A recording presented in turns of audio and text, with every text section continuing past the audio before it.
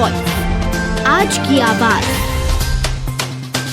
नगरीय निकाय चुनाव को लेकर भाजपा के सांसद शंकर लालवानी ने इंदौर भाजपा कार्यालय पर पत्रकार वार्ता आयोजित की, जहां उन्होंने इंदौर के विकास कार्यों सहित तमाम मुद्दों पर चर्चा की। इस दौरान सांसद शंकर लालवानी ने इंदौर शहर के कांग्रेस सरकार के 20 साल पहले और भाजपा के 20 साल बाद के इंदौर की जानकारी दी। उन्होंने कहा कि भारतीय जनता पार्टी ने 20 सालों में इंदौर को टेम्पो से मेट्रो तक का सफर कराया है और आज समय की आवश्यकता है कि इंदौर की ग्रोथ इसी तरह बनी रहे, इसमें हम सभी की अहम भूमिका है। इस दौरान सांसद शंकर लालवानी ने कहा कि इंदौर का इंफ्रास्ट्रक्चर तेजी से आगे बढ़ रहा है, साथ ही औद्योगिक संभावना भी लगातार शहर में बढ़ रही है। वहीं आने वाले समय में रेल नेटवर्क और इंदौर की कनेक्टिविटी पूरे भारत में सीधे तौर पर होगी, इस पर भी काम किया जा रहा है। सांसद शंकर लालवानी ने कहा कि इंदौर देश के हृदय मध्य प्रदेश के मध्य में स्थित है, जिसके कारण आने वाले समय में इंदौर की रेल कनेक्टिविटी पूरे देश से जुड़ जाएगी। साथ ही देश में high speed train metre gauge से ब्रॉडगेज में परिवर्तित किया जाएगा। वहीं उन्होंने भाजपा के वरिष्ठ नेत्री और लोकसभा पूर्व अध्यक्ष सुमित्रा महाजन को लेकर कहा कि इंदौर का विकास उनके नेतृत्व में प्रारंभ हुआ था, उसी को आगे बढ़ाने के साथ साथ इंदौर को देश के पहले स्मार्ट सिटी बनाने का संकल्प लेकर भारतीय जनता पार्टी काम कर रही है। और दूसरा आती है इंफ्रास्ट्रक्चर और कनेक्टिविटी। मूलभूत सुविधाओं में हम तेजी से काम कर रहे हैं।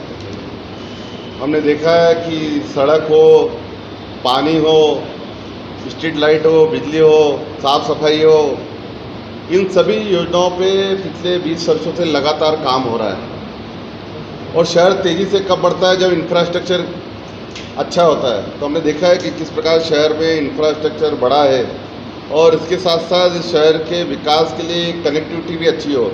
आप किसी भी शहर के विकास की बात करेंगे कि जहाँ कनेक्टिविटी अच्छी होगी, चाहे रोड की कनेक्टिविटी हो, रेल की कनेक्टिविटी हो या एयरपोर्ट की कनेक्टिविटी हो, ये जहाँ पर सुगम होगा लोग वहाँ आते हैं। और मुझे बताते हुए खुशी है कि पिछले वर्षों में जिस प्रकार से इंदौर का शहर का विकास हुआ है, शहर की पॉपुलेशन जो इंडेक्स है वो अगर 2 टायर सिटी की बात करें उससे ज़्यादा हमारा शहर पर पॉपुलेशन बढ़ी। वो इसलिए बढ़ी है कि लोग यहाँ आए रहने के लिए, और लोग जब आए तो उनको बहुत सारी सुविधाएं यहाँ मिली है।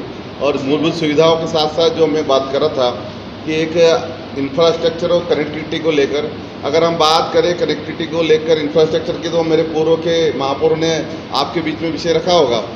कनेक्टिविटी को अगर बात करें तो हम 3 कनेक्टिविटी मूलतः रहती है जो कि केंद्र सरकार से भी संबंधित रहती है। एक रहती है रेलवे, दूसरी रहती है रोड और तीसरी फ्लाइट हवाई।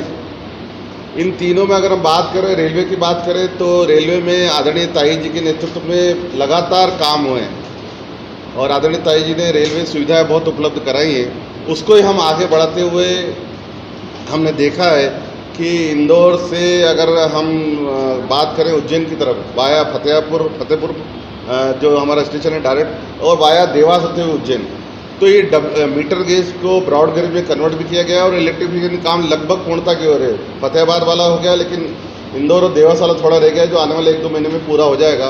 तो जब ये कनेक्टिविटी जो ब्रॉड गेज और इलेक्ट्रिफिकेशन है, इसमें जो ट्रेन जाएगी उसमें समय भी कम लगेगा, और जो फास्ट ट्रेन की बात आ रही है कि अब इंदौर से जो चलने वाली है वो इसमें रहेगी। दूसरी बात करें, इंदौर दाहोद का काम बीच में किसी कारणवश रुक गया था, लेकिन अब वापस टेंडर प्रक्रिया प्रारंभ हो गई। तो इंदौर दाहोद वाला काम बहुत तेज़ी से प्रारंभ हुआ है और मुझे विश्वास है कि 2 वर्षों में ये काम पूरा होगा। तो इंदौर दाहोद से हम जो मुंबई की कनेक्टिविटी है वो बहुत तेज़ी से आगे बढ़ेगी। तीसरा है हमारा इंदौर से खंडवा और खरगोन।